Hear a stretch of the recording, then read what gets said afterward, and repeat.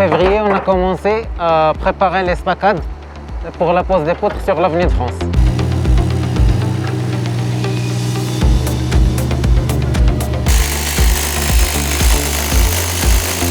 Sur l'avenue de France, on réalise des massifs qui vont servir de support au PRS, les profilés métalliques sur lesquels va se poser la grue à 750 tonnes qui va venir prochainement.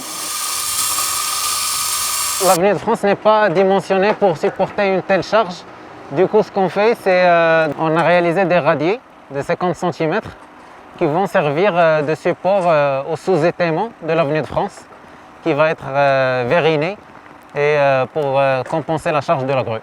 Et vu que les patins de la grue ne sont pas exactement sur les poutres existantes de l'avenue de France, on a mis des éléments métalliques.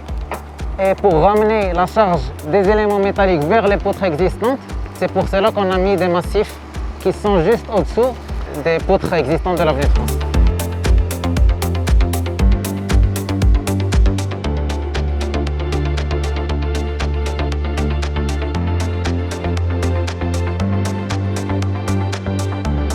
L'estacade est prévue à être posée début mars. À l'extrémité de la file L, on a posé un appui provisoire pour la PN50 qui sera en phase définitive, partiellement en porte-à-faux, mais pendant la phase provisoire, avant de claver les deux colis, elle s'appuiera sur cet appui métallique qu'on a posé.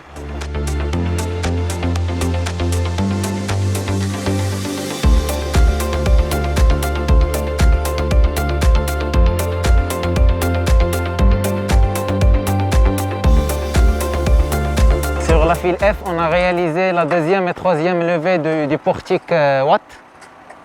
C'est la dernière levée du portique Watt.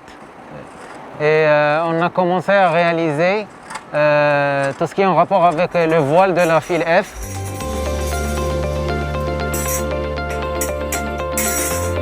On a continué à réaliser le ferraillage et le bétonnage de la semelle courante. Et en même temps, on a commencé sur la partie réalisée de la semelle, on a réalisé une talonnette de 20 cm qui prépare la réalisation du voile au-dessus. Du coup, au-dessus de cette talonnette, on a commencé le ferraillage du voile.